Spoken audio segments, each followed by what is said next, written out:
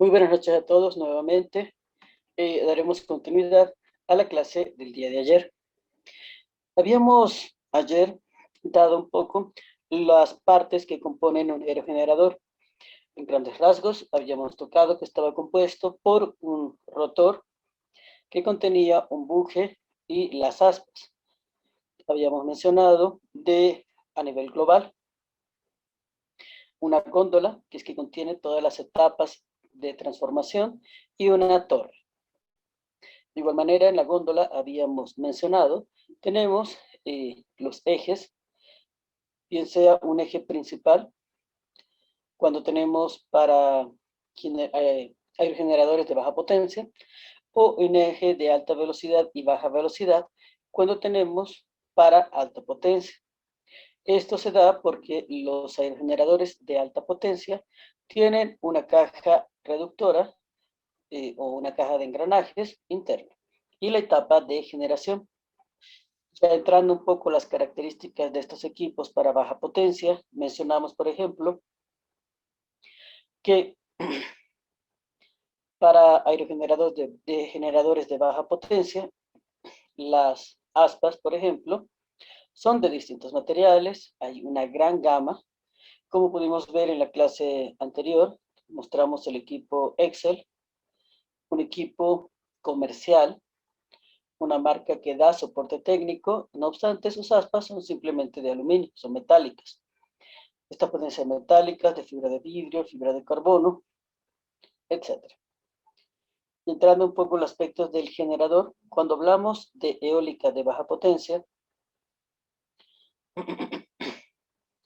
el generador como tal es un generador de multipolos magnéticos. Recordemos que este tipo de dispositivos no utiliza una caja de engranajes o caja multiplicador. ¿Qué quiere decir? Quiere decir que no va a poder controlar el giro, la velocidad en función a dicho parámetro. Pero entonces, ¿qué pasa si la velocidad es muy elevada? En ese caso, recordemos que a nivel de control, los aerogeneradores de baja potencia, pues simplemente tienen un acople, pero un desacople o un frenado total.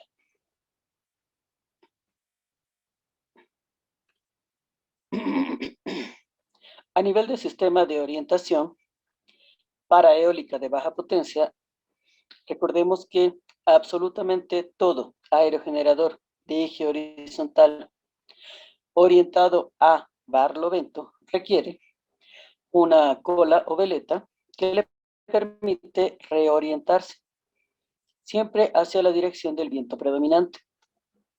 Es una de las razones por las que cuando hablamos de eólica de baja potencia, no se requiere hacer un estudio de la dirección de viento predominante. Siempre va a orientarse hacia tal punto. ¿Qué más iba a decir? Ok, las dimensiones. Normalmente esta cola está colocada a una distancia de 3 veces la distancia del radio del rotor.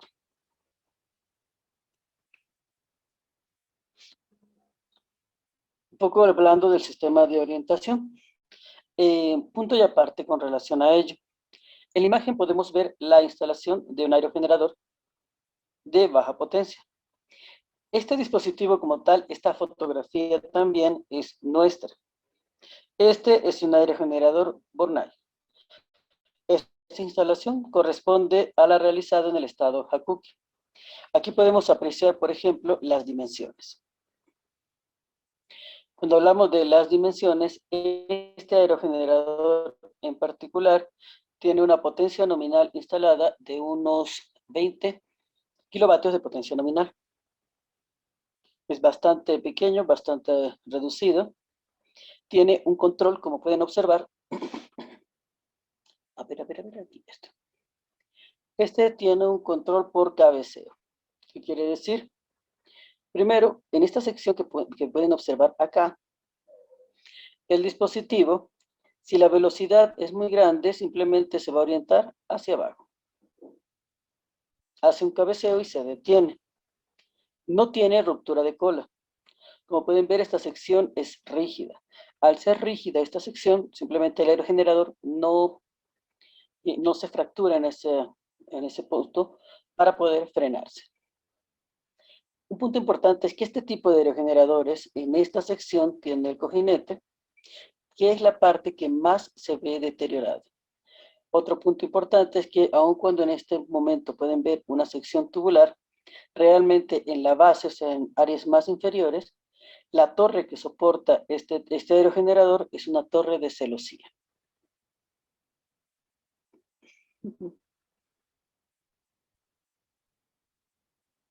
No sabía ese botón.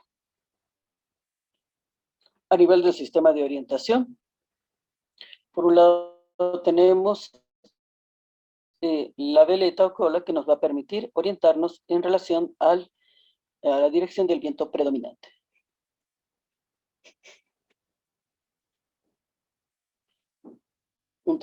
Aparte de lo que habíamos mencionado, en relación a los aerogeneradores. Este que vemos aquí, por ejemplo, si no se ve muy comercial, es porque realmente no es comercial.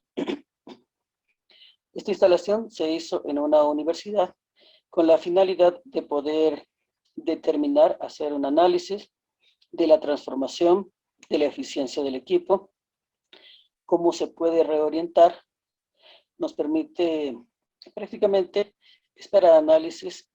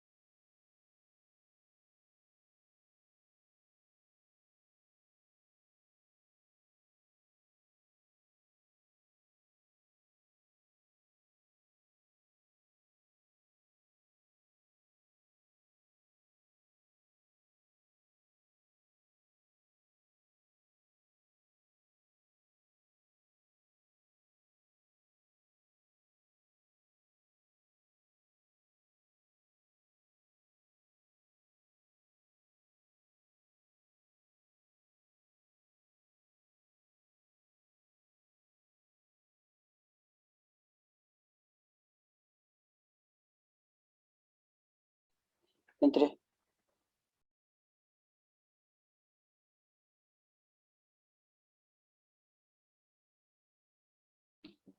Gracias por mantenerse en la clase.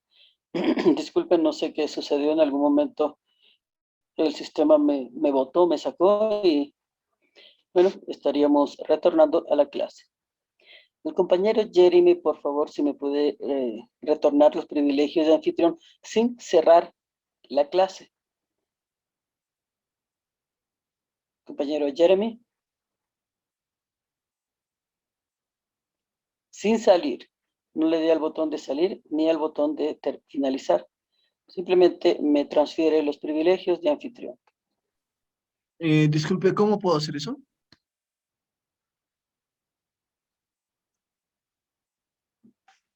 ¿Qué dice más? Que creo que te permite pasarle de anfitrión a otro. Dale a cualquier cosa menos al botón rojo que dice salir. Sí, de hecho, pero a ver, make host, creo que es esto. Listo, perfecto. Excelente, muchísimas gracias. Lo has hecho muy bien. Bueno, daremos continuidad a la clase.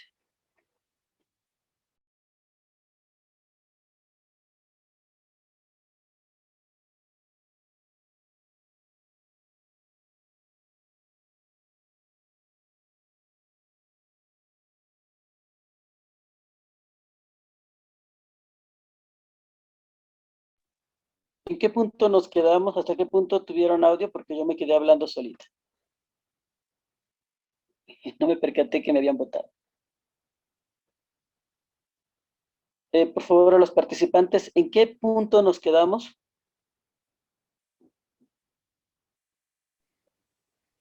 Ahí, en sistemas de orientación. Estábamos en orientación. Ok, muchísimas gracias. Avancé 4 diapositivas hablando solo.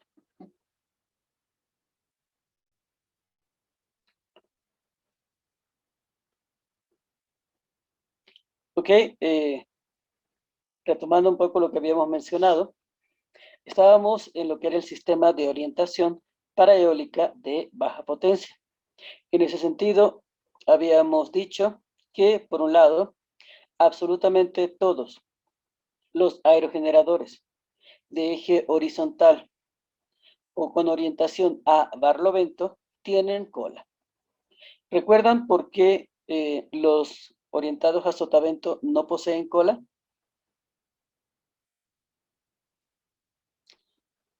¿Recuerdan por qué los orientados a sotavento no poseen cola? Si no recuerdan, digan, no, no me acuerdo, pero digan algo para darle continuidad a la clase y no terminar mañana en la noche. No, dije no.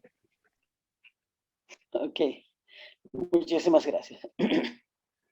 Los que están orientados a sotavento era un modelo que ya está en desuso. Habíamos mencionado que el viento golpeaba o llegaba al aerogenerador por la parte posterior, es decir, primero entraba en contacto con la góndola y en función a ello la góndola era que se reorientaba. Elemento en contra con este diseño, generaba un grado de turbulencia muy elevado en la parte posterior del rotor. Vamos a la siguiente imagen. Se pegó esto. Ok.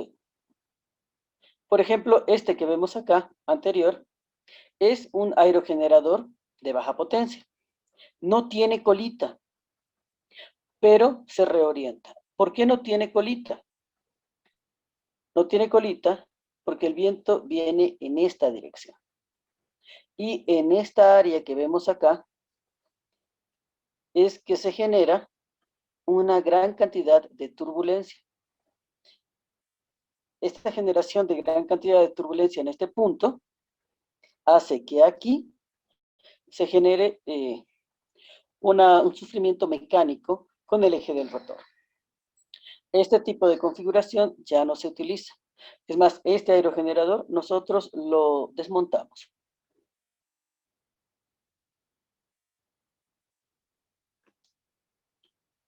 ¿Ok?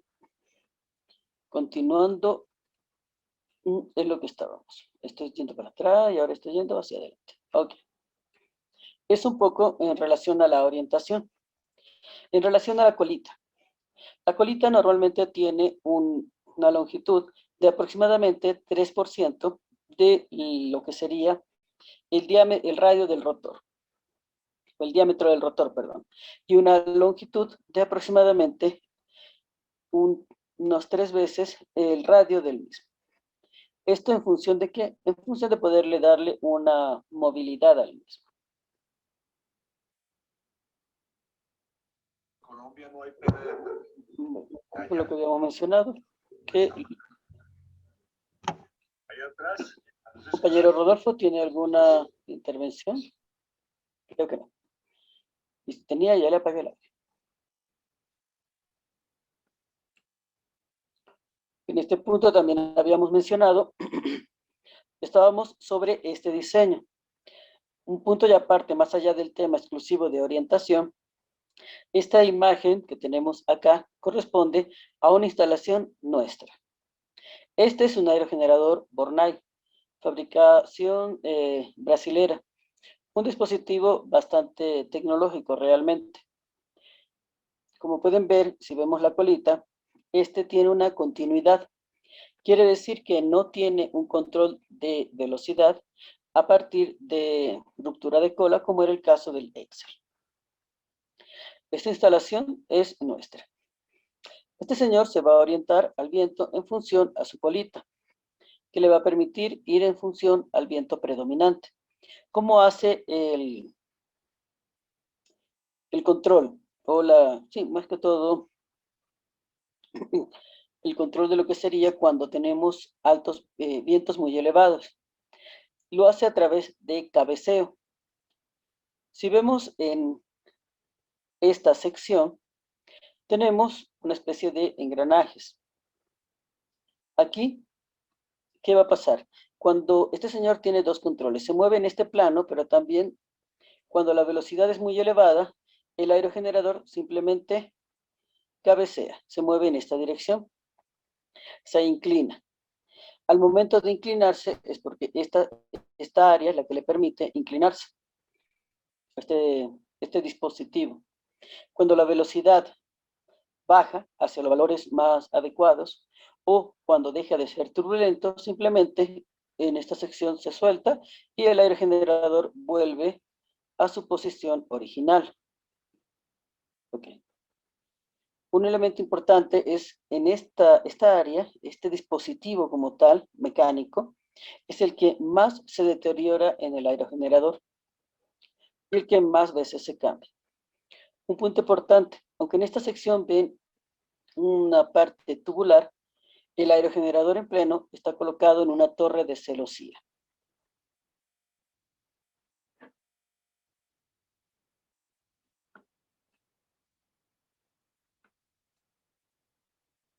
Otro elemento que habíamos mencionado, por ejemplo, era con relación a, bueno, el área de la veleta debe ser por lo menos un 3% del área de barrido del rotor. Este aerogenerador que vemos aquí, lo vemos, no es nada comercial. Este diseño, este dispositivo como tal, también es una foto nuestra, se colocó en una universidad. Su función principalmente es poder establecer mediciones, la velocidad de rotación, la capacidad de transformación, la reorientación, algunos parámetros de potencialidades y la frecuencia. O sea, cuando uno de los puntos principales de este aerogenerador era poder determinar con qué frecuencia o cómo puede ser la generación eléctrica en base a las variantes, lo que nos permite hacer una optimización del dimensionamiento de los bancos de batería. Esa era una de sus funcionalidades. Este fue colocado en la universidad. Realmente en la UNEX, no sé si aún existe, porque muchas cosas han pasado de aquí a 10 años, pero fue colocado en la UNEXPO Vicerrectorado Puerto Ordaz, cuya función era netamente académica. Con esta imagen surge mucho la pregunta, ¿puedo diseñar mi aerogenerador? Sí. Claro que pueden diseñar su aerogenerador. Este está hecho a manito, como quien dice. ¿Qué es lo que no van a tener? Obviamente no van a tener unos parámetros de eficiencia súper impresionantes Si nos vamos al nivel del aerogenerador y cuando se hace del cálculo del diámetro del aerogenerador en base a la velocidad del viento, hay un parámetro que es la eficiencia. Los aerogeneradores estiman su eficiencia de un 85 a un 95%. Si hacen manufactura casera como el nuestro, obviamente está muy por debajo de esos parámetros.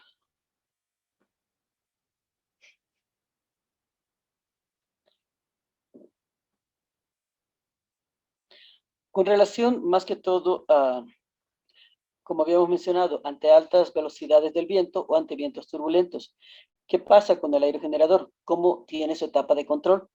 Cuando hablamos de aerogeneradores de baja potencia, no tiene un control de la velocidad como tal. Simplemente cuando tenemos muy altas velocidades, él tiene o un frenado absoluto, es decir, frena el eje del lo desacopla y lo frena. El eje del rotor, el eje principal, ¿para qué? Para evitar que se transfiera esta excesiva velocidad a lo que sería el generador eléctrico.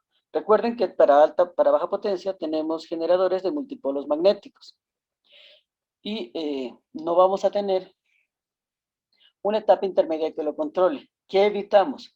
Evitamos que nuestro generador, como dicen, no sé si se dice aquí igual, se vaya a embalar. ¿Qué significa que un generador se embala? Pues que la velocidad de rotación se hace tan elevada, se genera un pico de corriente excesivo, no se puede controlar y el generador como tal se quema o se cortocircuita. ¿Qué tipo de sistema de frenado tienen o sistema de control? El dispositivo que vimos, el aerogenerador Bornay, es un equipo bastante tecnológico. Tipo de control pues puede darse por dos. Principalmente a nivel mecánico, o me quito de la direccionalidad del viento o pierdo aerodinámica. En este caso, muchos pierden aerodinámica por desorientación o cabeceo. ¿Qué quiere decir? Por ejemplo, baja la cabeza. Al bajar la cabecita, al inclinarse hacia abajo, ya no está en función del viento predominante y su velocidad baja. A nivel de desorientación, por ejemplo, Excel, ¿qué permite? Se rompe su cola, no es que se rompe y cae al piso, sino que simplemente pierde su rigidez y es incapaz de poder reorientar el aerogenerador hacia el viento predominante. ¿Hasta qué? Hasta que baje la velocidad. Luego nuevamente se engancha y permite su reorientación. En todas estas etapas tienen dos procesos de frenado fundamentales, un desacople y un freno absoluto. El freno absoluto puede ser mecánico o puede ser manual. Se utiliza normalmente, aquí sí lo utilizamos a cada rato. Se utiliza para mantenimiento, puede frenarse manualmente el aerogenerador para bajarlo, para instalarlo, o cuando tiene mucha velocidad del viento. Este sí es un proceso que se da comúnmente en los aerogeneradores de baja potencia. Esta es parte de lo que habíamos mencionado del sistema de regulación de la velocidad de giro. Eólica de alta potencia tiene todo un protocolo y una serie de dispositivos que permiten la regulación de giro. ¿Qué sucede en baja potencia? En baja potencia, realmente su regulación de la velocidad se da principalmente en reducir la aerodinámica, o lo frenas, o lo acoplas y lo desacoplas.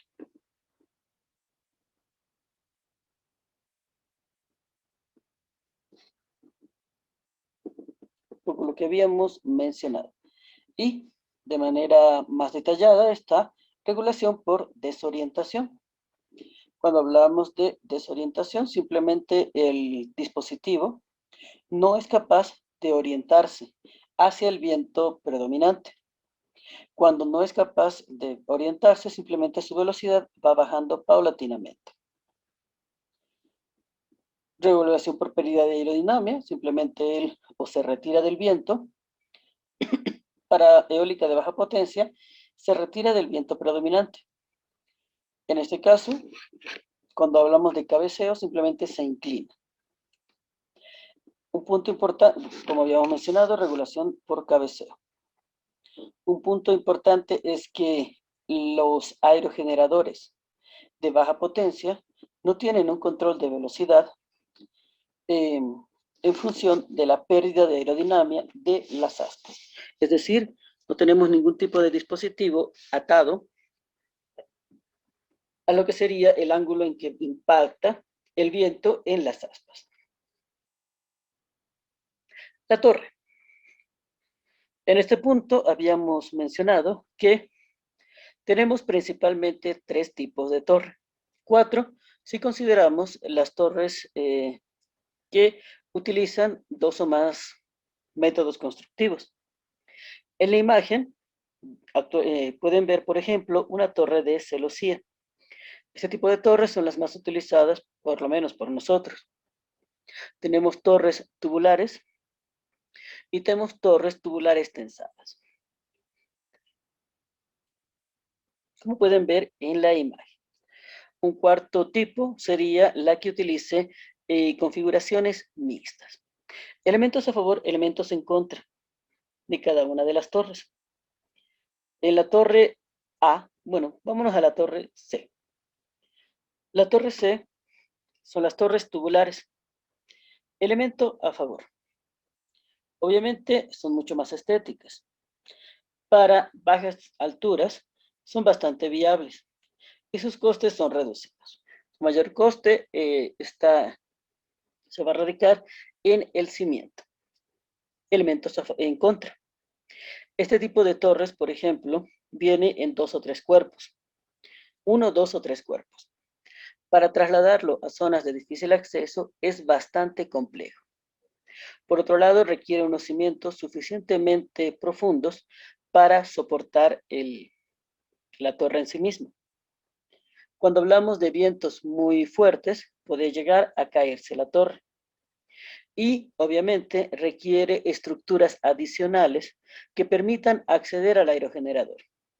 Es decir, la propia torre para eólica de baja potencia no permite el acceso directo hacia el aerogenerador, lo que implica un coste adicional. La torre intermedia son las llamadas torres de celosía. Elementos en contra, son feas con ganas. Es decir, a mayor altura, mayor es su base. Y obviamente no son muy atractivas visualmente. Ese es uno de los elementos en contra prácticamente de este tipo de torre. A diferencia de las torres tubulares, por ejemplo, va a requerir mayor espacio en base para su construcción o implementación. Elemento a favor. Más allá de que son muy feitas, este tipo de torres se construyen por etapas. Es decir, permite su traslado, porque son pequeñas secciones. Toda la torre es como si armaran un Lego. Y entonces para su traslado tenemos pequeñas secciones para transportar. Cuando hacemos instalaciones en zonas de difícil acceso, esta es una ventaja sustancial, no solamente para el traslado. El traslado implica costos de traslado, implica tiempo de traslado y todo lo que serían los medios de transporte. Para este tipo de torres, por ejemplo, los medios de transporte son bastante accesibles. En nuestro caso, podíamos llevarlo a través de zonas de difícil acceso, zonas en la selva, por ejemplo, ¿okay? Y se llevaban a través de unas pequeñas embarcaciones. Es muy práctica. ¿Qué pasa con el acceso al aerogenerador?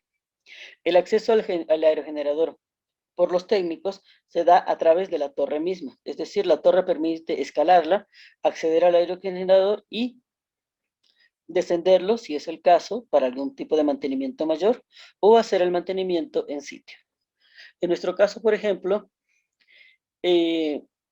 gran parte de las revisiones se hacían a altura, salvo unos cambios bastante, por lo menos los cambios de los cojinetes implica descenso.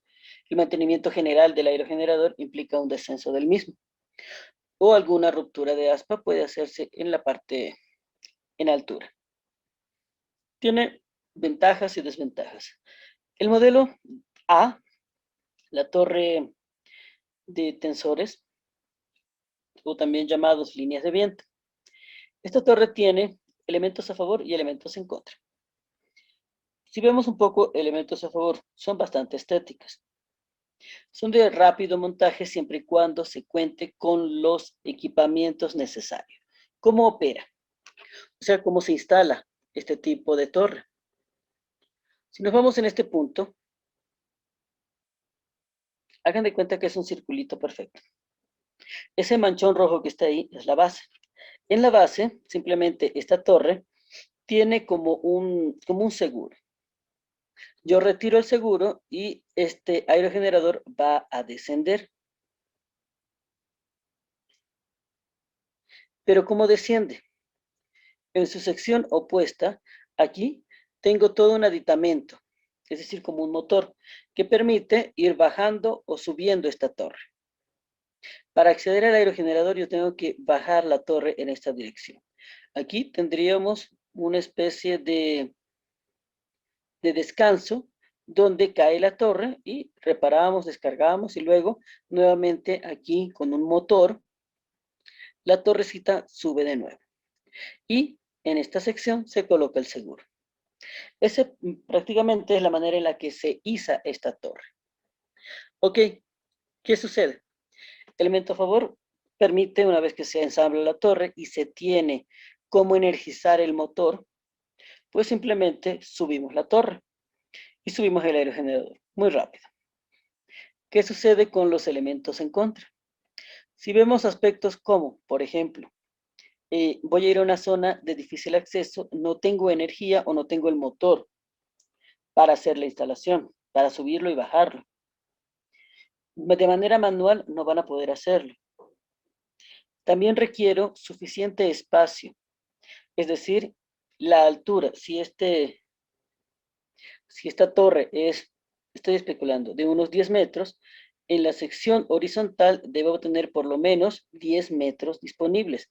¿Para qué? Para que cuando baje la torre pueda descansarla en algo.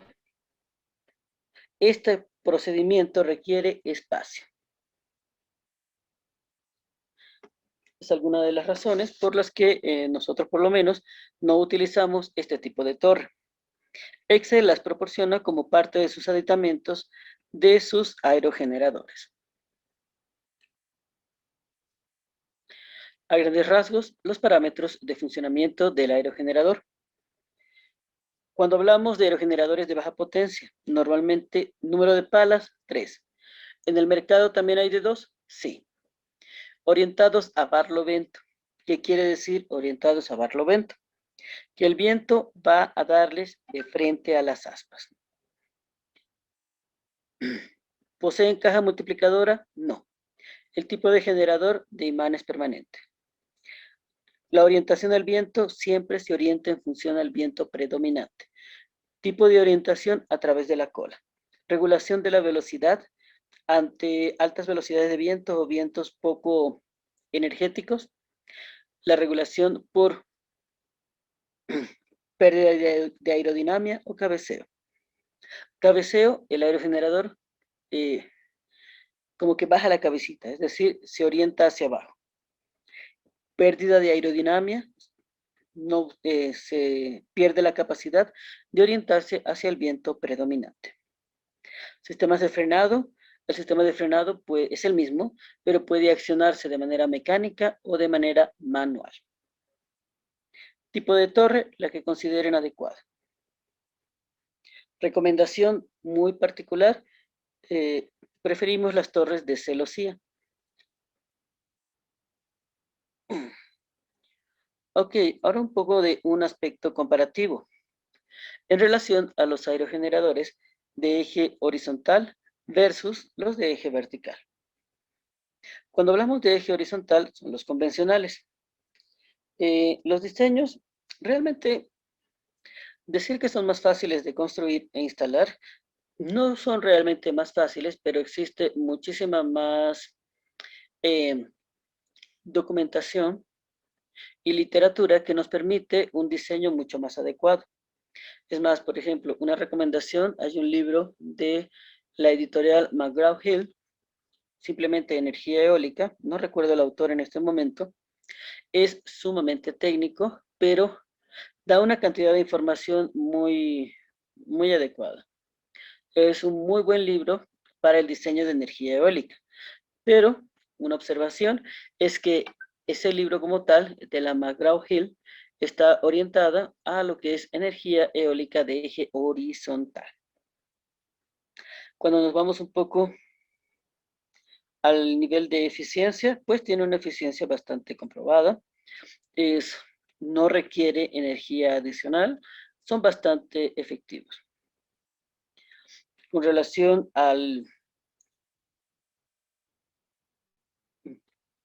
Bueno, esta situación se da para ambos. Cuando hablamos de la reposición en función de la captura eólica.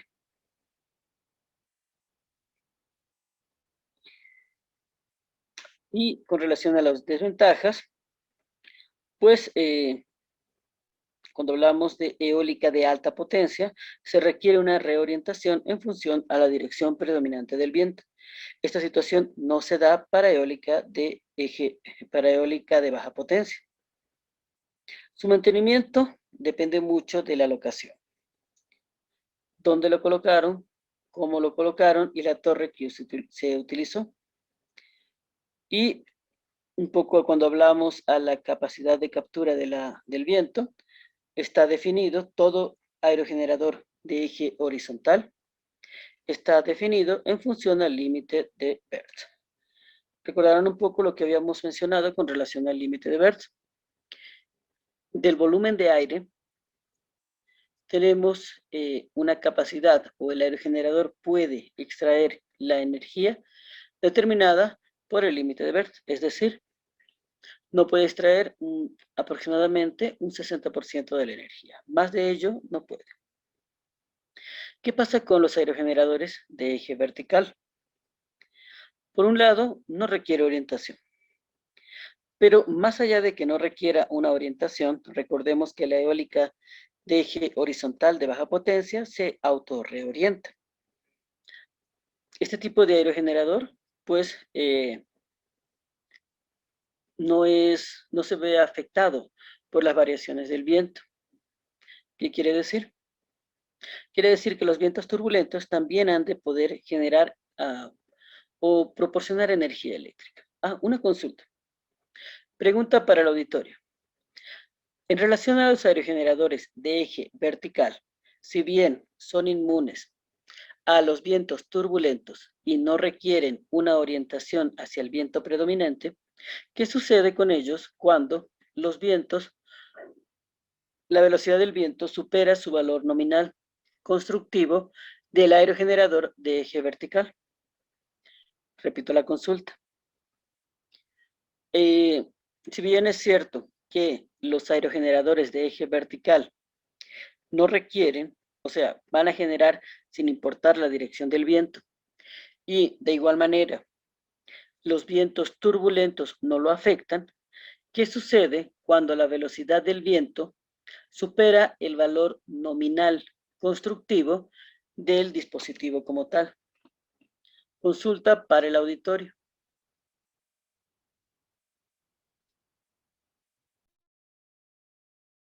Sus intervenciones vía chat o por el audio. Pero por favor, el día de hoy y algo rapiditas.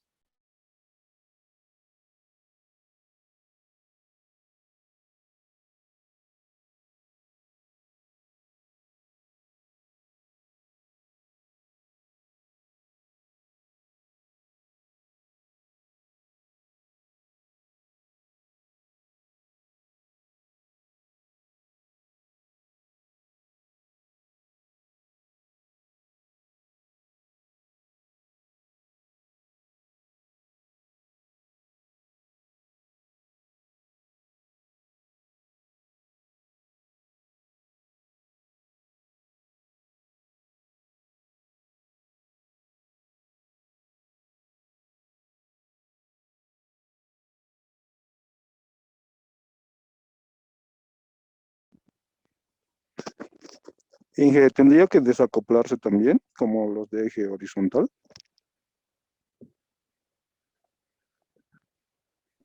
Muchísimas gracias al compañero Enrique, que dio una respuesta por un lado y por otro lado bastante acertada. Efectivamente, cuando hablamos del aerogenerador de eje vertical, normalmente nos orientamos a lo que es microeólica. Efectivamente, no le va a hacer daño ningún tipo de vientos turbulentos.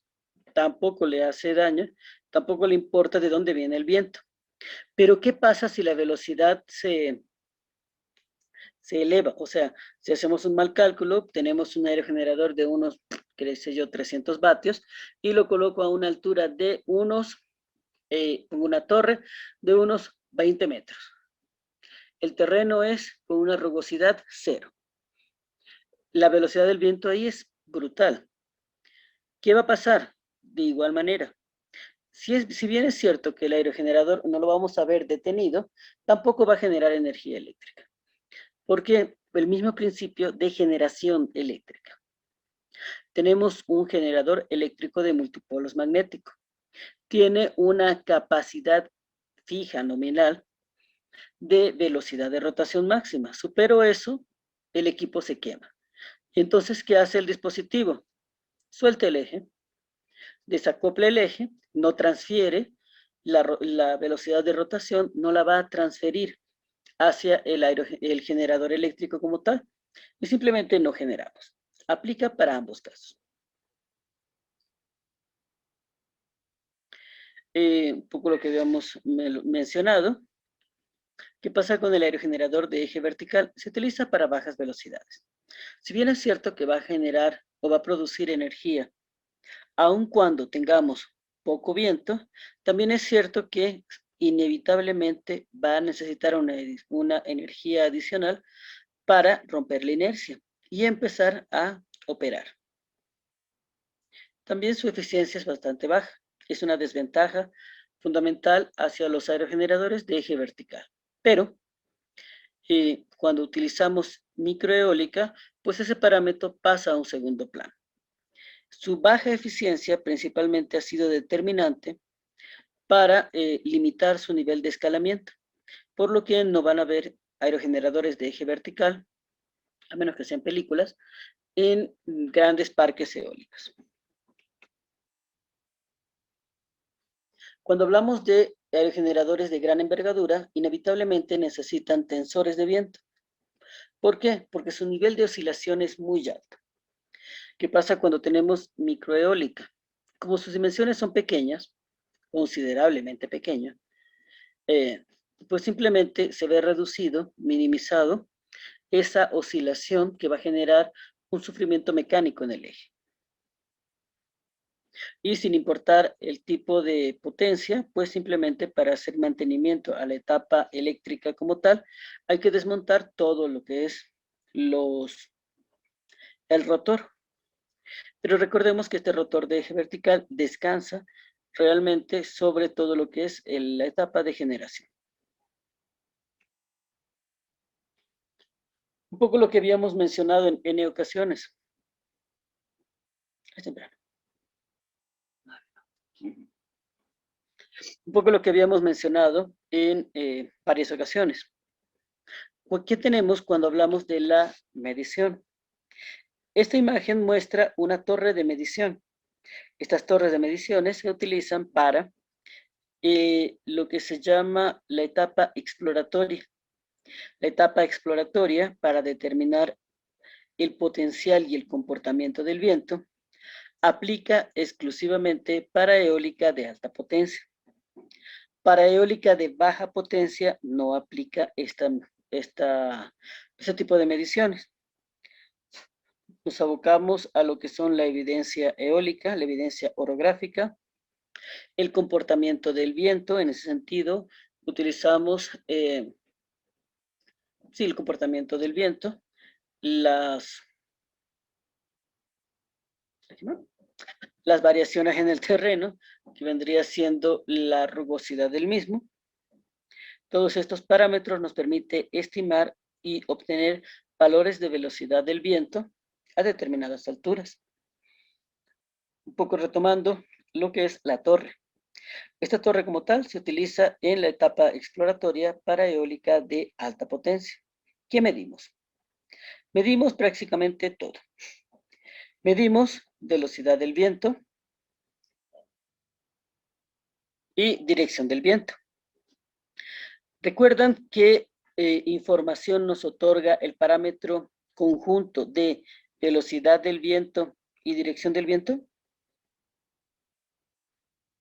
Pregunta para el auditorio. El anemómetro, por ejemplo, nos proporciona velocidad. La veleta, dirección.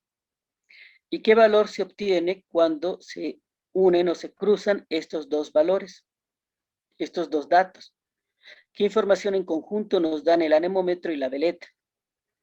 Consulta para el auditorio. ¿Qué información en conjunto nos da el anemómetro y la veleta?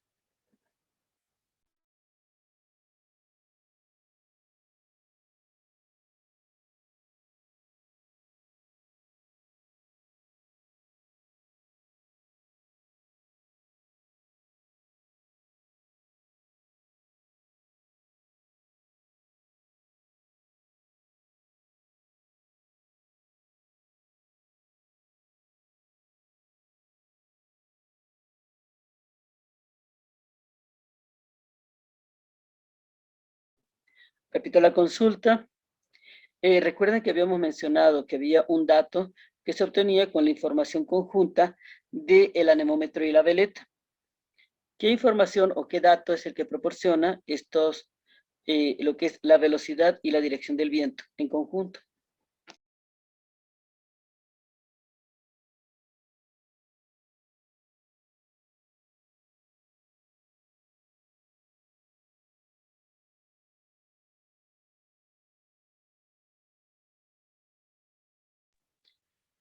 Recordemos que ese dato era la calidad del viento. Estas variaciones abruptas nos podían determinar cuando el viento se volvía turbulento, cuando sus velocidades eran, perdón, sus direcciones eran erráticas. Entonces, el dato en conjunto de lo que es velocidad del viento y dirección del viento aporta lo que es la calidad del viento. Otros rasgos que habíamos mencionado que se miden es la radiación, la pluviometría, la presión, entre otras.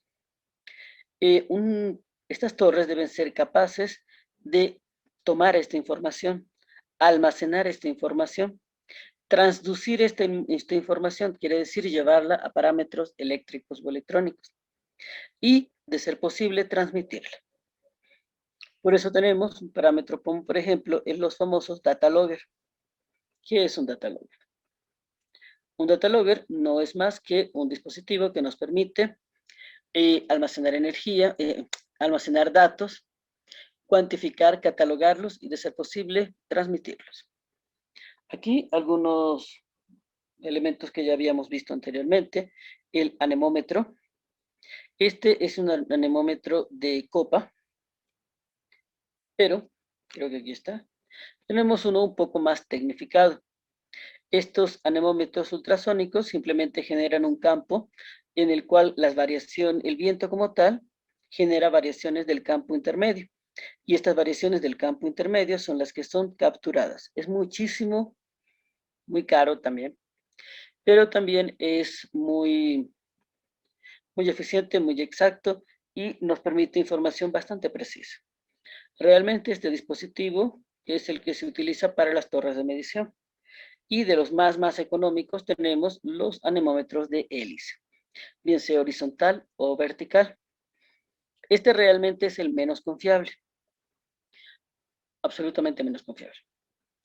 Y no obstante es el más económico y se utiliza como dispositivos manuales para poder determinar o para poder obtener alguna información preliminar. Nota importante. Las mediciones puntuales, es decir, ir al sitio determinado y hacer una cantidad de mediciones de velocidad del viento, dirección del viento, no son suficientes ni nos permiten estimar un valor de potencial energético. ¿Por qué? Recuerden que tenemos los llamados, hay categorización de los vientos. Están los vientos locales, los vientos globales y los vientos estacionales. Los vientos locales van a cambiar durante todo el día. Cambia por efectos de, por ejemplo, la temperatura, la hora del día, las condiciones atmosféricas, la presencia de volúmenes de agua, el comportamiento de los volúmenes de agua, el comportamiento de esas masas de agua. Todo ello va a generar variaciones en el viento.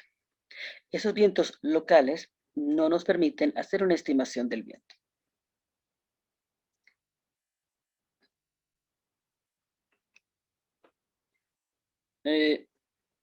Nota de importante en esta lámina, donde dice anemómetro, realmente tienen una veleta que se está utilizando para medir la dirección del viento.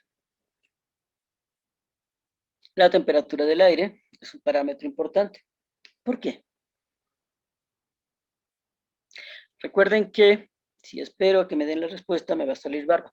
No, perdón, recuerden que el viento no es más que esos cambios, esos cambios que se dan en el movimiento de grandes volúmenes de aire, en función a qué, a su temperatura y a su presión. Es por ello que es importante poder medir la temperatura del mismo.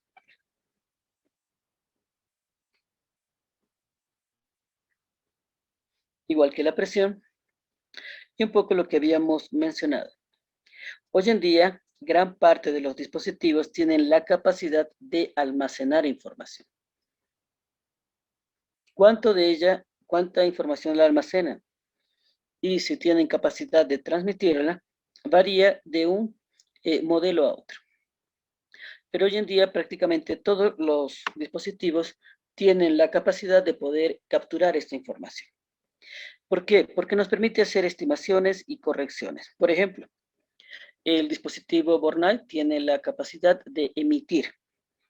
Tiene señales eléctricas, señales electrónicas que se pueden capturar y nos puede dar una información sobre el comportamiento del aerogenerador. Poco yéndonos hacia la vida real. En nuestro caso, haciendo el análisis de toda la información contenida, es que se pudo ver, en este caso estaba en el regulador, perdón, se pudo ver que nuestro aerogenerador pasó mucho tiempo detenido. Y eso nos permitió hacer las correcciones, en este caso fueron correcciones de la altura.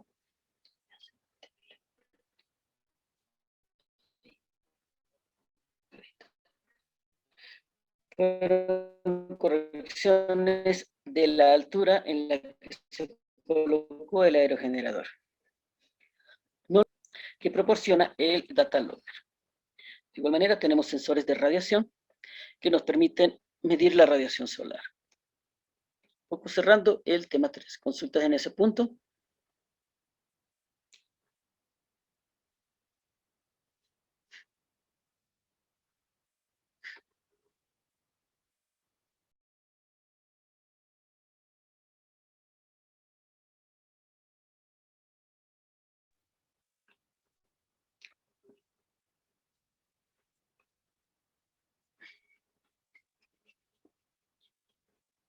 Y entrando al tema 3, perdón, habíamos mencionado varias cosas de interés.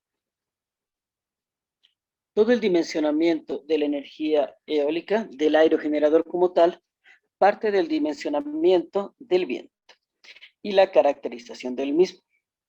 En ese sentido, habíamos tocado temas como el viento energético y su caracterización. La rosa de los vientos que nos permite.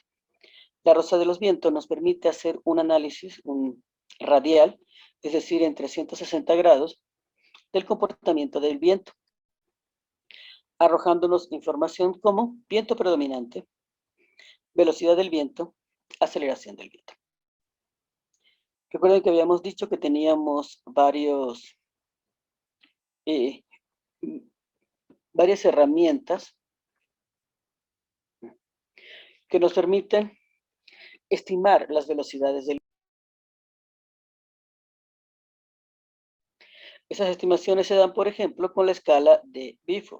La escala de Biffle es un análisis de los vientos locales que nos permite estimar u obtener un valor. Primero obtenemos un valor dentro de la escala en función del comportamiento del viento. Y luego ese valor de la escala se llega a un rango de velocidad. De igual manera tenemos la variación de la velocidad del viento. Y esta se puede ver a través de la distribución de Wilbur. ¿Qué nos permite la distribución de Wilbur?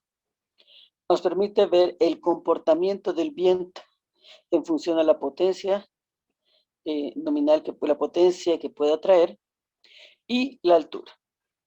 El límite de Hertz establece cuánta energía se puede extraer de él en función del volumen de viento o el área transversal del volumen de viento.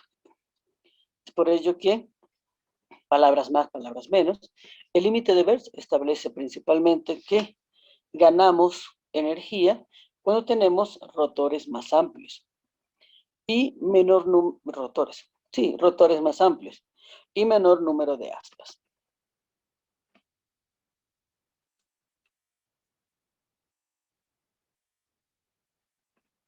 En relación al cálculo, recuerden que habíamos mencionado, calculando el potencial eólico podemos determinar el potencial o la potencia nominal del aerogenerador. Pregunta para el auditorio. ¿Qué parámetro o cómo definimos cuánto es la potencia que se requiere de un aerogenerador?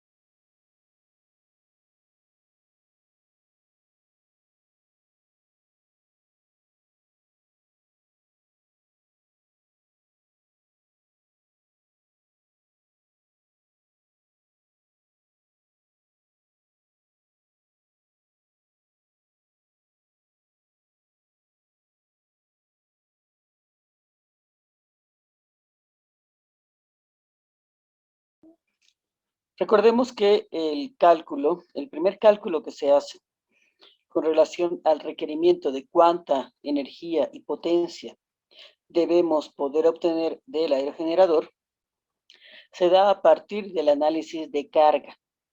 Cuando hablemos del cálculo de la carga o el análisis de carga, dos datos fundamentales extraemos. Uno, energía requerida. Dos, potencia nominal. Estos dos elementos son los que van a definir, la potencia nominal va a definir principalmente tu aerogenerador, cuál es su potencia nominal y a qué altura debe estar para poder cumplir ese requerimiento. La energía como tal va a estar determinada por el banco de baterías. Recuerden que cuando hablamos de sistemas eólicos, no solo calculamos el aerogenerador o estimamos el valor del aerogenerador a partir del cálculo de la velocidad del viento. También requerimos todo el resto de los equipos. Recuerden que este es un sistema eólico aislado de baja potencia. Quiere decir que debe ser capaz de generar energía, almacenarla. Debe ser capaz de adecuarla y controlar todas las partes. Y debe ser capaz de entregarla al usuario en base al requerimiento o del tipo de energía que quiere, del tipo de corriente. Todas estas etapas están definidas en lo que es el sistema.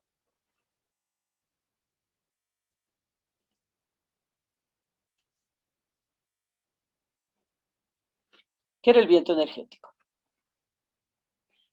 Pregunta para el auditorio de un tema que hemos visto N cantidad de veces. Sus participaciones vía chat o por el audio y por favor participen. ¿Qué es el viento energético?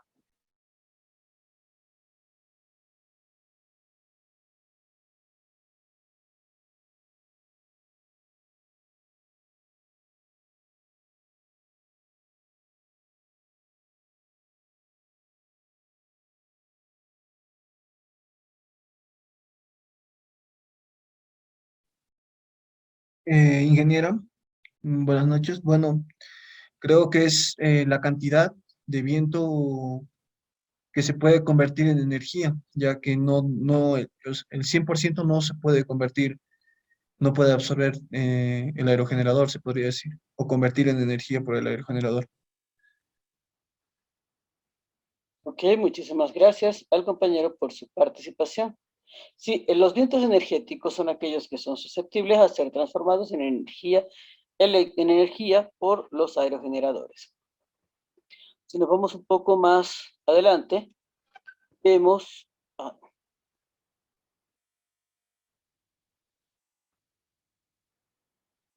compañero Rodolfo menciona, es la energía que se obtiene de los vientos. Muchísimas gracias al compañero Rodolfo también por participar. La energía que se obtiene de los vientos realmente, si lo vemos de una manera muy fría, se podría obtener en función a determinado elemento que la puede extraer. La energía que trae el viento es energía cinética. La energía que se obtiene de los vientos, en este caso, sería energía mecánica, energía de rotación. Si nos vamos un poquito más atrás, la energía que se obtiene de los vientos, por lo menos a nivel de un barco, es energía de desplazamiento lineal. Pero, de igual manera, muchísimas gracias por su participación. Habíamos hablado de la rosa de los vientos. ¿Qué es la rosa de los vientos y para qué sirve? La rosa de los vientos, como pueden ver, es un diagrama. Es como si en este punto estuviésemos parados y se ve desde arriba, que nos muestra en un análisis de 360 grados. Nos muestra la dirección del viento predominante, es decir, de dónde vienen normalmente los vientos. No quiere decir que sea bueno, que sea veloz, que sea... Solamente la pregunta es de dónde vienen los vientos predominantes.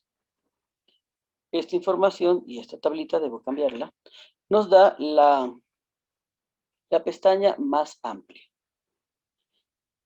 Como pueden ver, en la rosa de los vientos tenemos tres secciones, tres áreas definidas. Una externa, una intermedia y una interna. La sección más externa que nos muestra de dónde vienen los vientos predominantes, es decir, normalmente de dónde están. Por lo menos, como pueden ver en esta gráfica,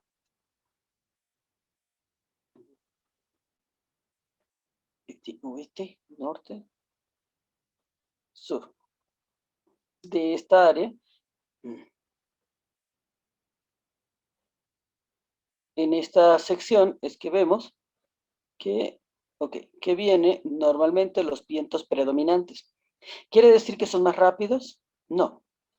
¿Quiere decir que se aceleran con mayor velocidad? No.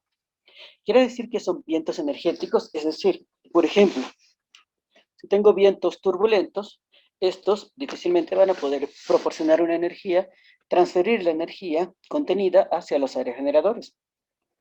No, no quiere decir nada de eso. Simplemente quiere decir que de esta área, este, oeste, norte, sur, sería sur, suroeste, viene normalmente los vientos predominantes.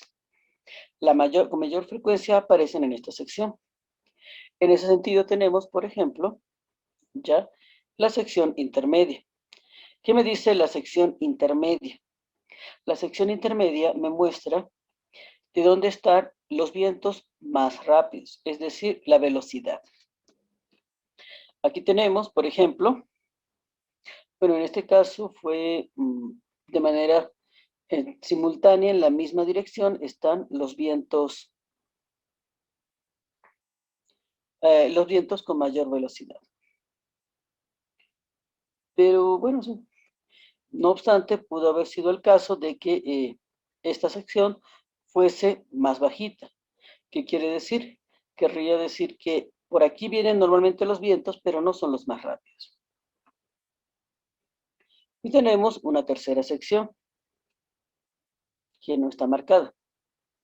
Una sección más interna. ¿Qué me dice la barrita interna? en qué parte o de dónde vienen normalmente los vientos con mayores aceleraciones.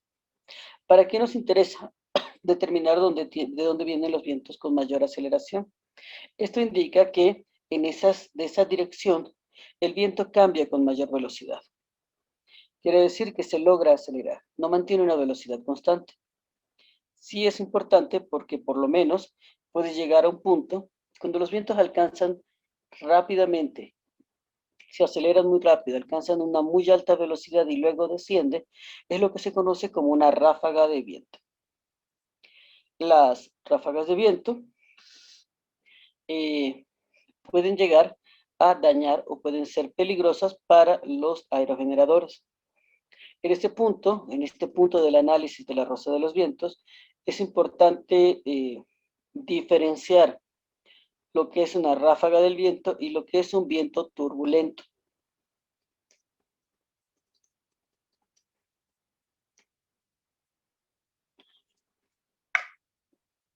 Ambos pueden llegar a ser perjudiciales para el aerogenerador, pero son cosas distintas. Una ráfaga del viento son vientos que se aceleran muy rápidamente, alcanzan velocidades muy elevadas y luego su velocidad desciende. No con ello quiere decir que sea turbulento. En la ráfaga de los vientos, si nos vamos a un análisis vectorial, mantiene su vector, mantiene su dirección, mantiene su sentido, cambia su magnitud. Si nos vamos a lo que sería vientos turbulentos, los vientos turbulentos no quiere decir que cambien su velocidad, sino que simplemente vienen en distintas direcciones. Es decir, puede mantener su magnitud, pero cambia su direccionalidad y sentido. Que vemos desde un punto vectorial. Este es un poco el análisis de la rosa de los vientos. Es bastante útil para poder caracterizar el comportamiento del viento en un determinado punto.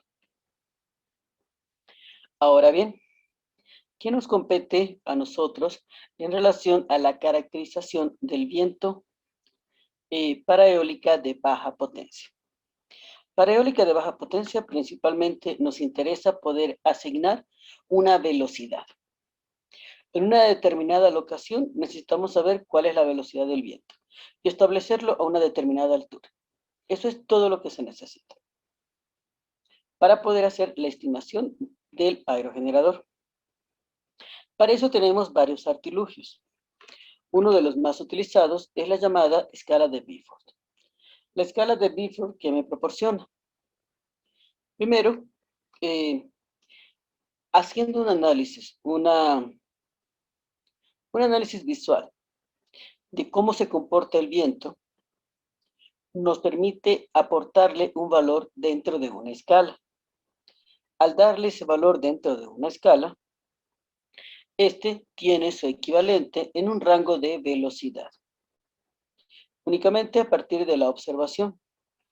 Recordemos una cosa, la escala de Beaufort originalmente, como pueden ver, es una escala que nace de un análisis marítimo. Quiere decir que esto tiene 400 años. Estamos a comienzos del 1900. Y se utilizaba la escala de Beaufort, pero para determinar el comportamiento del viento en función a las variaciones marítimas que se podían percibir visualmente. Esa escala se traspoló a lo que es un comportamiento en tierra. El comportamiento en tierra nos permitió darle un valor. Darle un valor en relación a la escala. Como pueden ver, esta escala ha crecido bastante. Nos muestra en función a cómo vemos, por ejemplo, qué sé yo, tenemos un lugar donde vemos que el viento se percibe, mueve las hojas de los árboles, las veletas, las banderas. Estamos hablando de un viento bastante suave.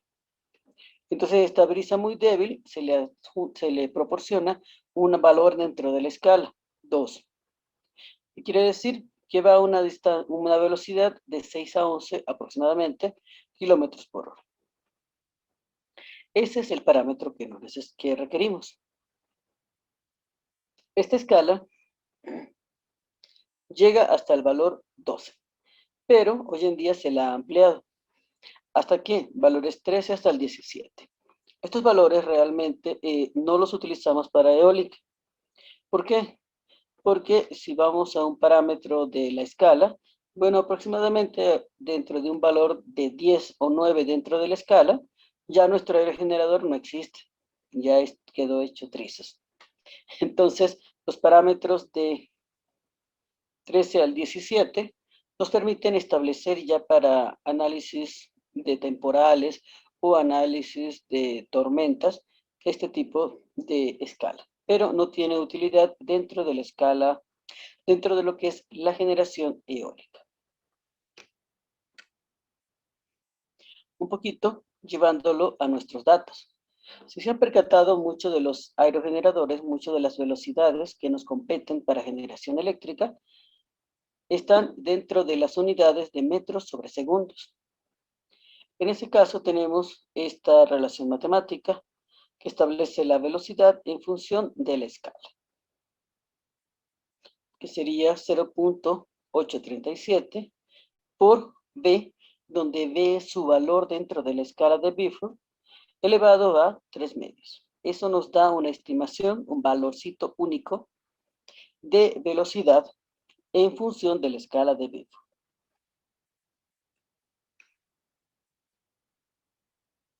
Otro elemento que habíamos mencionado, n cantidad de veces. La velocidad del viento. La velocidad del viento debe ser considerada una magnitud vectorial. Pregunta para el auditorio. ¿Por qué es una magnitud vectorial y no una magnitud escalar? Consulta para el auditorio. ¿Por qué la velocidad del viento es una magnitud vectorial y no una magnitud escalar?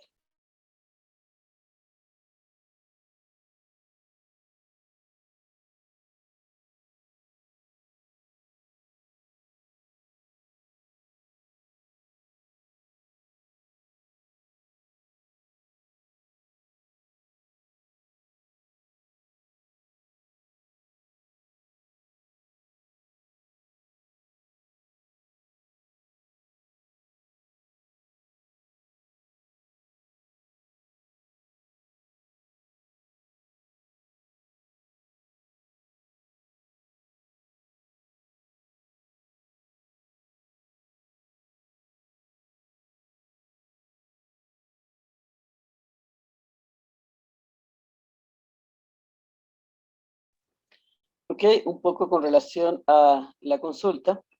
Recordemos que el viento tiene más de un elemento que lo define. Aquí tenemos algunas intervenciones. Compañero Jeremy menciona porque un vector tiene dirección al igual que el viento. Compañero Rodolfo menciona porque la energía obtenida es cinética. Ok, muchísimas gracias a ambos por su participación. Recordemos que el viento es una magnitud vectorial porque tiene más de un elemento que la define. Sí tiene una magnitud, pero también tiene una dirección, también tiene un sentido. Estos elementos, este conjunto, es lo que permite definir el viento. Es decir, no es solo un número al aire, sino tiene una direccionalidad. El viento puede ser de unos 3 metros sobre segundos. Ok, es de 3 metros sobre segundo, sí, perfecto. Pero ¿va hacia la derecha o va hacia la izquierda? Va hacia la izquierda. Ah, ok, perfecto. Pero este que va hacia la izquierda o hacia la derecha, ¿cómo está orientado en un plano 3D? En un plano que tenga una axis a X, Y y Z. Estos tres elementos en sí es lo que le van a permitir caracterizar realmente la velocidad del viento. Al hacerle un análisis vectorial es, por ejemplo, que podemos diferenciar lo que son los vientos energéticos de los vientos turbulentos. Si lo viéramos como una magnitud escalar, únicamente como una magnitud, una velocidad de X metros sobre segundos, no pudiéramos diferenciar cuál es turbulento y cuál es energético. De igual manera, si nos vemos un poco en el plano, no sé si se han percatado de que siempre hablamos de un plano en 2 dimensiones. No hablamos de un plano en 3 dimensiones. Porque normalmente la tercera es la axis vertical, la axis que va en el eje Z, que sería en dirección al cenit. Esta prácticamente se desprecia a nivel de las apreciaciones o de los cálculos matemáticos o de las estimaciones que se hacen. Otro elemento importante. Muchas veces, por lo menos al inicio, obteníamos mucha información de la velocidad de los vientos en las unidades de nudos. ¿Por qué? Porque su procedencia está orientada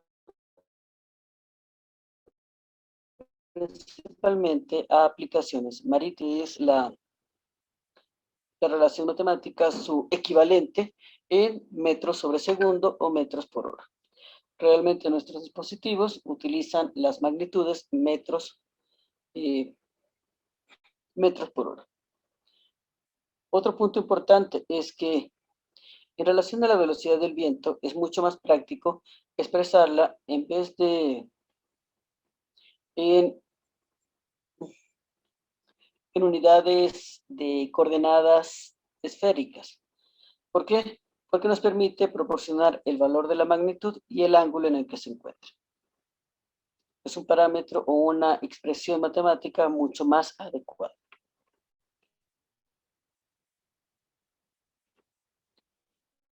En relación al viento, tenemos varios distintos tipos de variaciones que lo definen. Realmente son tres. Consulta para el auditorio.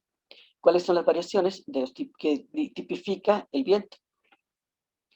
Esta es una consulta sencilla, por favor participe.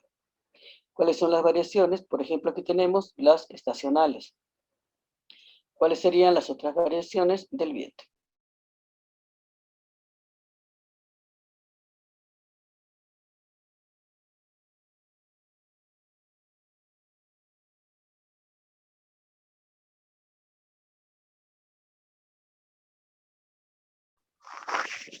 Que las globales y las globales, las locales y las globales.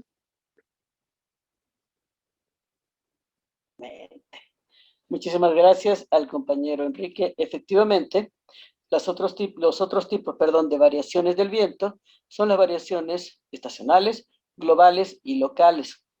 Esto nos permite definir cómo se comporta el viento y cómo se comporta el viento, las variaciones que tiene en función de las causas que las suscitan. ¿Por qué es importante establecer la diferenciación de este tipo de variaciones de viento? Porque, por un lado, nos permite establecer, cuando se hacen los estudios de viento, los análisis, establecemos un comportamiento en el lapso de un año como periodo base.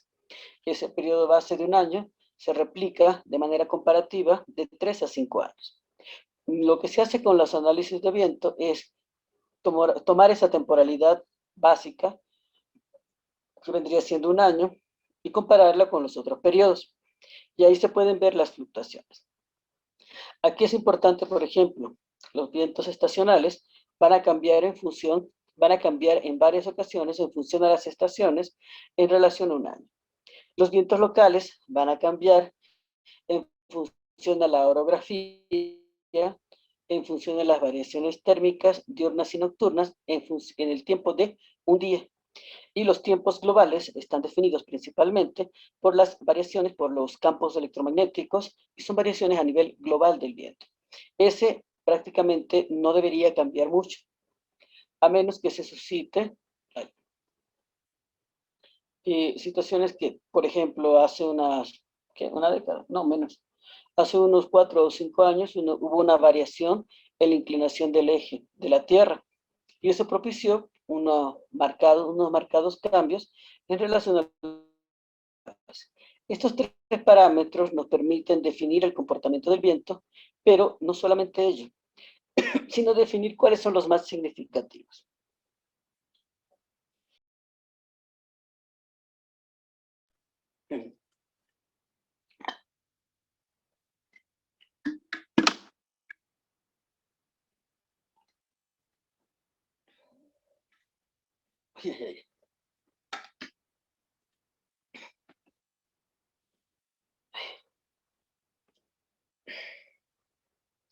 poco lo que habíamos mencionado, las variaciones diarias y las variaciones globales. De igual manera tenemos las ráfagas de viento. Habíamos dicho que las ráfagas de viento son variaciones, aceleraciones muy rápidas que se dan del viento en un corto periodo de tiempo. Aquí vamos también consideraciones adicionales. Según la aceleración, la acentuación de la aceleración de la velocidad del viento, estas pueden ser ráfagas moderadas, ráfagas muy fuertes o ráfagas muy violentas. ¿Por qué es importante establecerlo?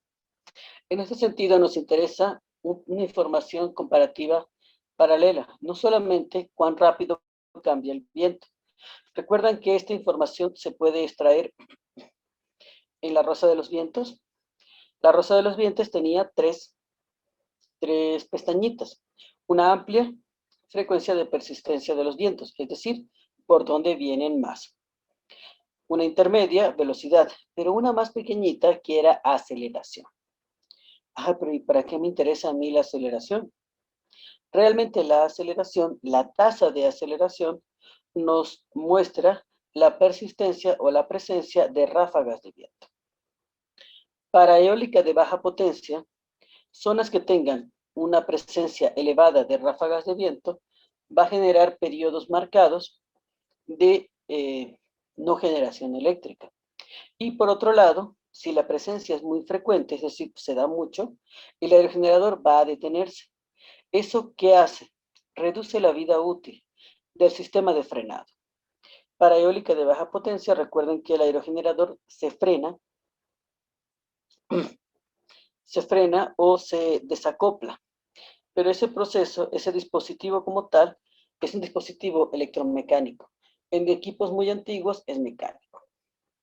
¿Qué va a pasar? Que se va a ver, producto del uso muy frecuente, se va a ver deteriorado. La distribución de Wilbur. ¿Qué tenemos aquí? Esta gráfica que pueden observar nos muestra el comportamiento. El comportamiento del viento. ¿En función a qué? En función a las velocidades y su parámetro de potencia. Este dato como tal, esta forma que vemos de la distribución de Wilbur, se da prácticamente en todo tipo de viento. Va a tener ese comportamiento. ¿Qué nos permite estimar? Una vez que estimamos la velocidad, se puede sacar el parámetro de potencia en base a la altura. La distribución de Wilbur lo que nos permite es hacer una estimación de la potencia en función de la velocidad.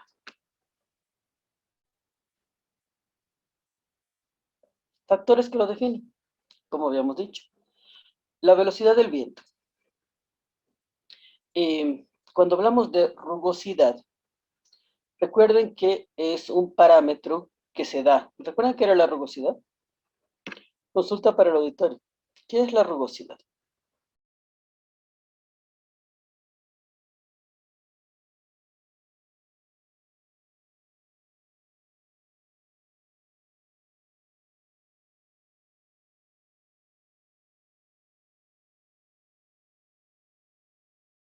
Consulta para el auditorio, que se entiende por rugosidad.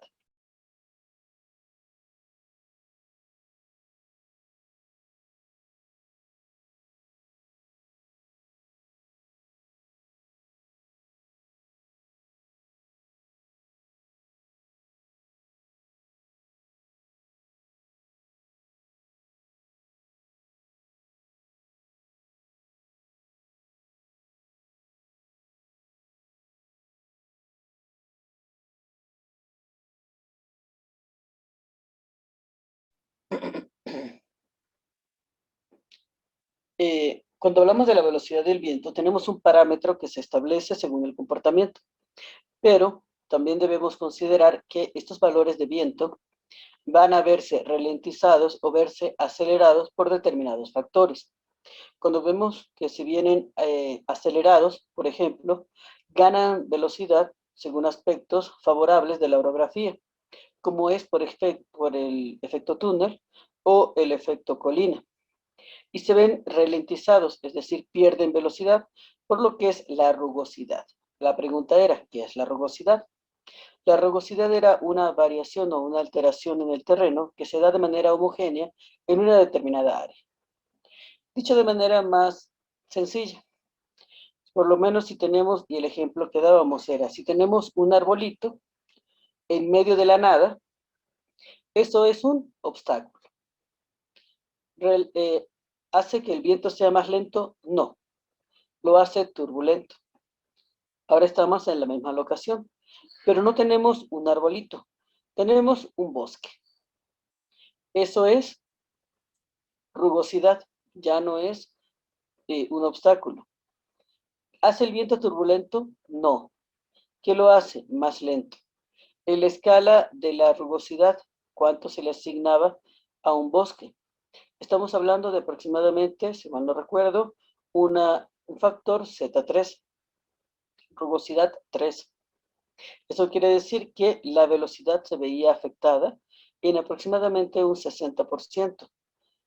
Es decir, teníamos 60% de la velocidad global en la superficie de lo que es el bosque. Es un factor que debemos ver en función a la velocidad.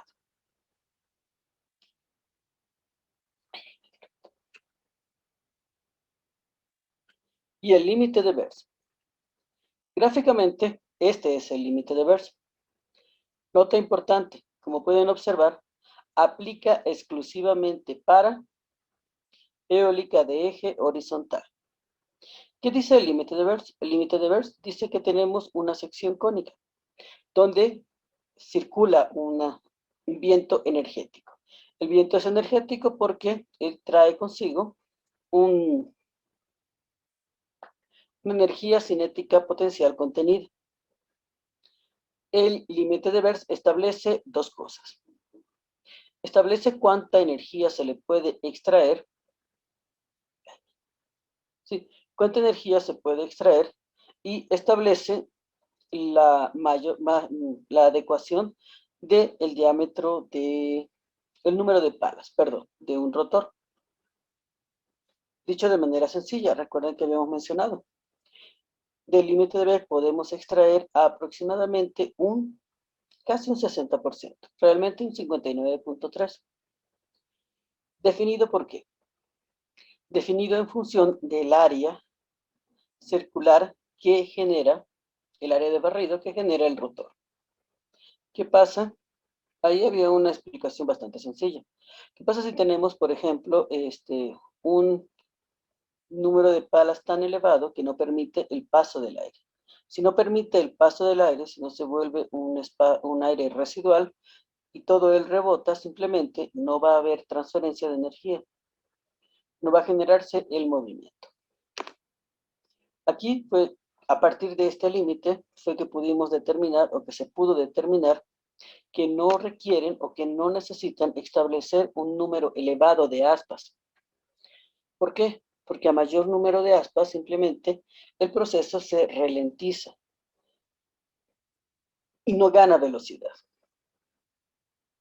En este punto también se determinó que a mayor longitud de las aspas del rotor, podemos ganar mayor energía. ¿Por qué? ¿Porque aumentamos el límite teórico de aprovechamiento? No, porque aumentamos la sección transversal y así aumentaríamos el área que está siendo intervenida.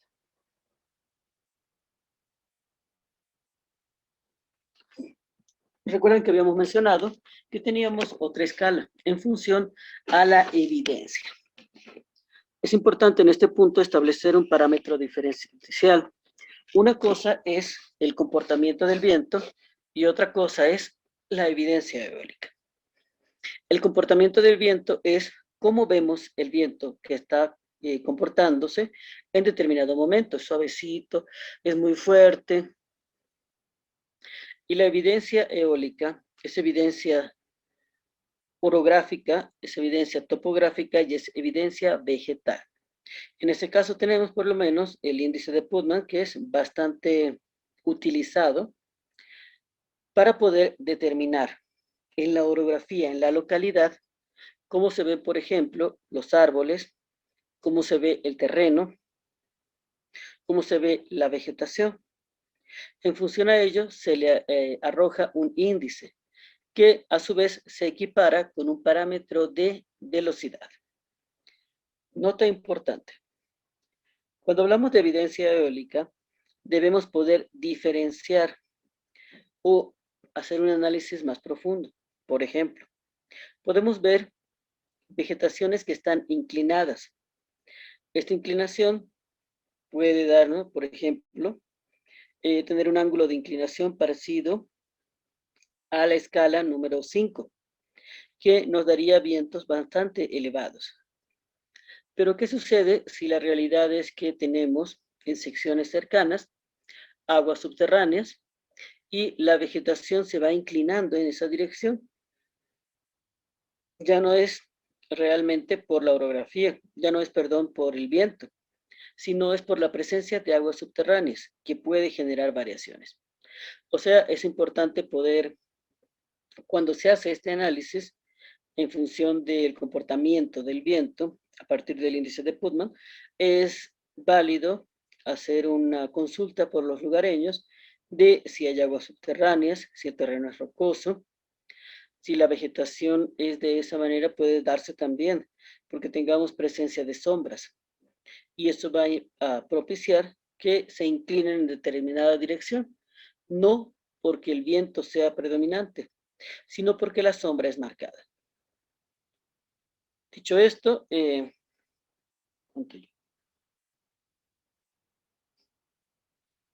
lo dejamos en este punto. Si tiene alguna consulta.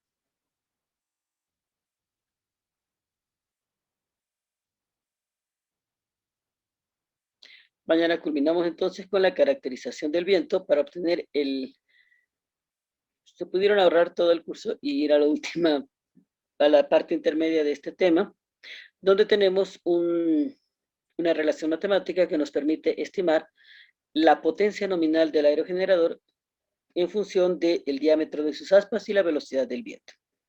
Y culminaríamos con lo que son los cálculos de las etapas complementarias, el cálculo de la carga, el banco de baterías y la selección y dimensionamiento del regulador y el inversor. Dicho esto, muchísimas gracias por su participación y nos vemos el día de mañana. Muy feliz noche a todos. Hasta mañana.